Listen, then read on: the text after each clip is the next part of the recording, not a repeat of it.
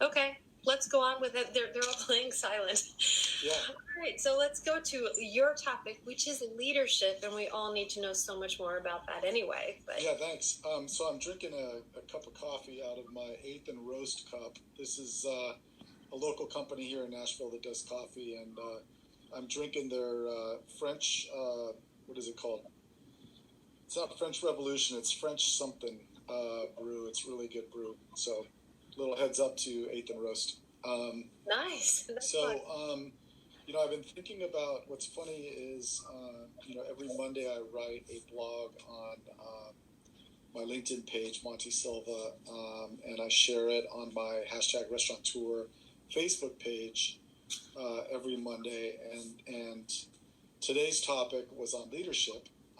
And then what's funny is on my Instagram page and #Restaurateur Facebook page, I post every Monday on leadership. So interestingly, I wrote a blog today and I did a post today on leadership. So I thought, why not? Let's talk about leadership as well on the show today. So I'm going to talk a little bit about what I talked about on my blog and kind of cover some leadership aspects of that. And then later on, talk about what I posted today on the Instagram, Twitter, and Facebook pages. Leadership is something that tends to show up in almost everything that we do. Whether we're a boss, whether we're a husband, a wife, a parent, there's a friend, there's some aspect of leadership in just about everything we do. And a lot of times really noticed, right? So I wanted to talk about what I wrote about in the blog today about how I was visiting Sonic. I don't know if are there Sonics in New York? No, but we get the commercials. Well, maybe there are. Okay. I mean, that would be the only reason why they advertise. So basically, Sonic is kind of the old school drive-through. You could pull your car up and order like car hop style, or you could go through the drive-through. And they've always had really good quality food. They have really great ice cream drinks and stuff. And so there's one by my house. And I went there Saturday night and went through the drive-through. And my wife was craving some ice cream. They have these Sonic Blasts that are really good. So I was going to get her one and me one. And the experience was horrible. First of all, I pulled up and went to order. And they said, we're only doing beverages today. We've had a problem with our staffing, and we're only doing beverages. I said, okay, well, that's fine. I'm going to do two ice cream Sonic Blasts. And they said, well, we can't do ice cream either. So basically, they were open, and they were only serving sodas. I don't know if, the line cook called out or what the deal was, but they weren't serving food. They weren't serving ice cream, which, okay, I can go to Taco Bell or, 8 billion other restaurants or places if I just want a soda.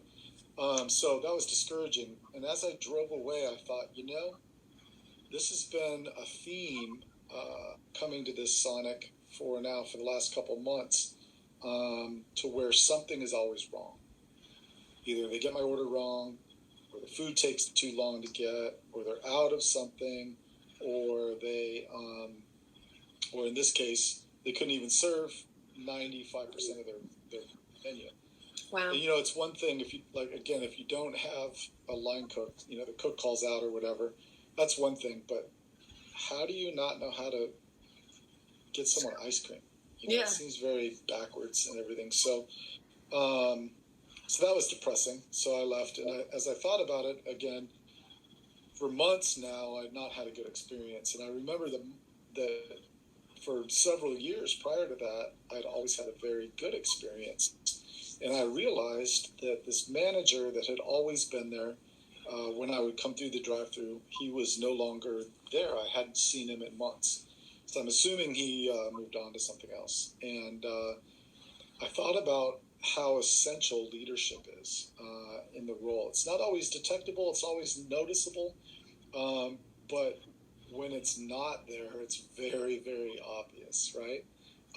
In the good days when I was getting my stuff quickly, I may or may not think about leadership, but when it was horrible, obviously there was a void there, and I determined that it was a leadership issue.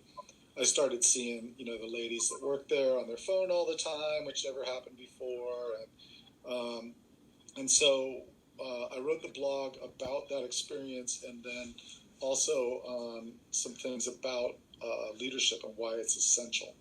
And I talked about how, again, you may not notice it when you have good leadership, but you will notice it if you have bad leadership. And I mentioned a manager that used to work for me named Miranda, who was my service manager at one of the restaurants that I was the director of operations over. And she was the kind of person, very quiet. She just came in, did her job, and you could easily miss her impact because she wasn't super vocal. She didn't have this major commanding presence where she walks in the room and everyone knows she's there. But she had what's even more important is this subtle presence to where everything was right when she was in the building. Stuff got done, service was good, projects were completed, the quality of food was good, everyone was in their place, and that's something that, again, you have to take note of and acknowledge. I was recently, I had a kind of a humbling moment. One of my old bartenders from another company reached out to me and said that she just wanted to tell me that she really appreciated my leadership.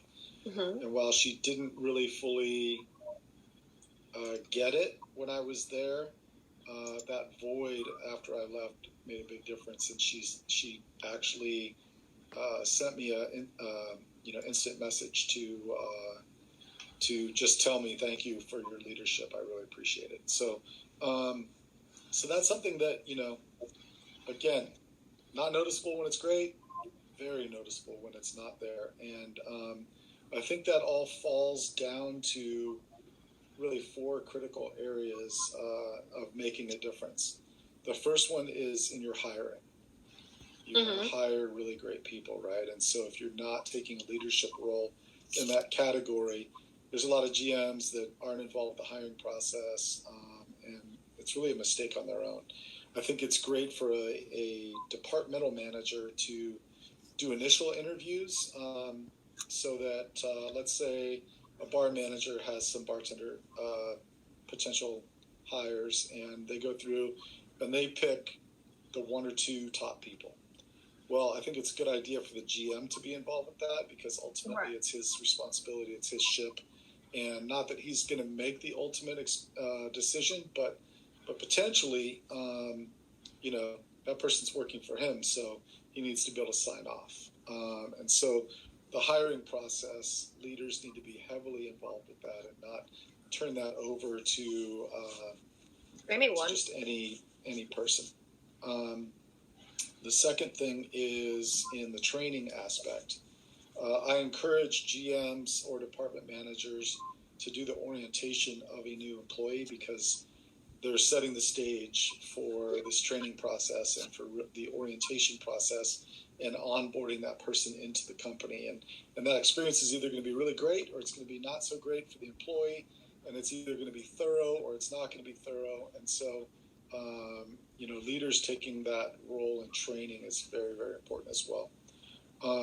And then really after that, it's about communication and, communicating things that are going on so that the employee is set up for success, or the manager, and then also properly compensating. I think that we always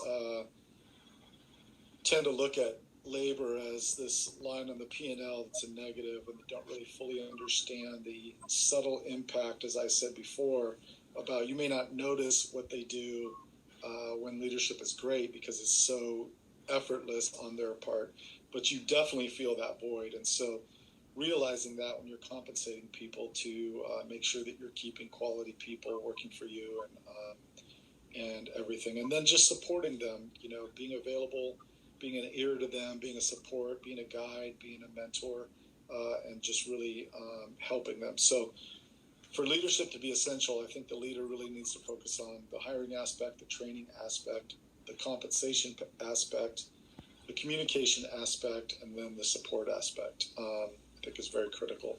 So that's what a lot of what my blog was about today. And then on the post, I posted a quote, and then I wrote in the little notes that there's 5 touch points of leadership: clear vision, coming up with the vision for the company, what you're trying to do, what you're trying to execute. If you're a bar manager, what's the vision for the bar? If you're a service manager, what's the vision for the service? If you're a kitchen manager, what's the vision for the kitchen? Making sure that all aligns with the brand vision, and then coming up with a game plan to execute that vision. And in that game plan, again, hiring, training, communication, compensation, support should be part of that. And then communicating that vision and that game plan, right? We want to tell our staff, hey, this is where we're headed. This is the direction. Here's how we're going to get here. Let's jump on board. Let's go. And then action, getting into the execution of the game plan is super important. I think so many people try to perfect what they're going to do before they do it. They're trying to perfect the vision. They're trying to perfect the game plan that they never really get around to executing. And that's really, I think that most restaurateurs understand what they need to do. They have a vision for what they need to do. They might even put a game plan together, but then they never get around to executing it. So that's really the big takeaway is not only having the vision and the game plan, but then executing. The next thing is to evaluate. I think sometimes we get into this mindset that, okay, we've done the vision, we've done the game plan, we've executed, now our work is done. And the reality is, we always should be striving to be better. And so as we evaluate our performance, as we evaluate our goals, our vision, we should be able to shift if we need to, if it's not working out. Or if we still feel like the vision and the direction is the right way, where was the breakdown? Was it in our people, not properly hiring, training, communicating, and then letting them do their thing, or was it a system breakdown that, hey, we need to improve the system? So when you're evaluating, you should be looking at 2 categories. The people category, was the system in place and just not executed correctly by the people, or was it a breakdown in system and the people did the best they could under the current system? And so clear vision, game plan, action, evaluate. And then the last thing is to adjust. And I think I mentioned this on a podcast before, but just like in sailing, you've got a direction, you want to get to the other side of the lake, and you're on a sailboat and you've got to tack back and forth and catch the wind. We need to be able to adjust our sails. We need to be able to adjust our game plan and determine if the vision we have is the right vision, if the goals we put in place for that vision are the right ones, if the action that we've done needs to be adjusted, and then just adjust and move forward. So clear vision, game plan, action, evaluate, adjust, and then you repeat, rinse and repeat. Then you go back. Okay, clear vision. What's the new vision? Okay, What's the new game plan? What's the new action plan? And then evaluate, and then, adjust and repeat again. So we're always striving to be better. Hey, for more great videos, go up there or down there. I'm not sure where I am, but go to my other videos and click on them. I've got videos on hospitality and pivoting and restaurant coaching and a whole lot of other things. So go up there, go down there, wherever the other videos are, and click on them and check them out.